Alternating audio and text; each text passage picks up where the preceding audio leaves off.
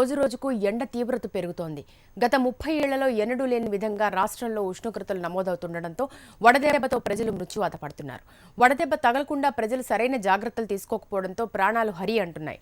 రాష్ట్రంలో ఇప్పటివరకు దాదాపు 80 మంది వడదెబ్బతో మరణించినట్లు అధికారులు లెక్కలు చెబుతున్నా ఈ సంఖ్య అనధికారికంగా 250 వరకు చేరుకుంది. రాష్ట్రంలో రోజురోజుకు ఉష్ణోగ్రతలు పెరుగుతున్నాయి.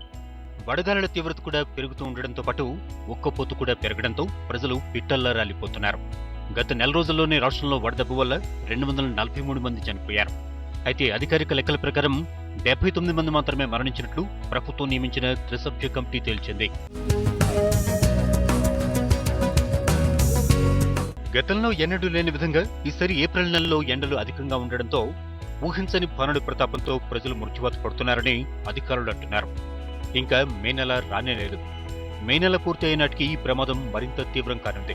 వడదెబ్బతో మృతి చెందిన వారి సంఖ్య జిల్లాల వారీగా చూస్తే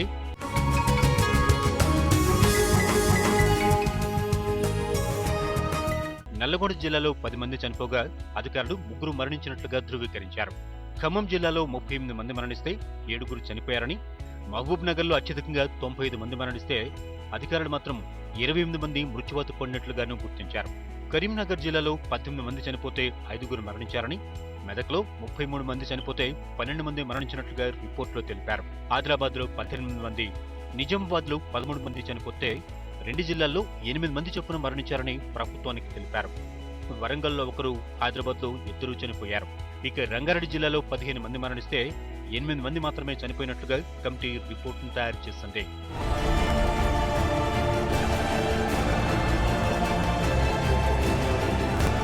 రాబోయే రోజుల్లో ఎండలు మరింతగా పెరిగే అవకాశం ఉండడంతో జాగ్రత్తగా ఉండాలని అధికారులు సూచిస్తున్నారు.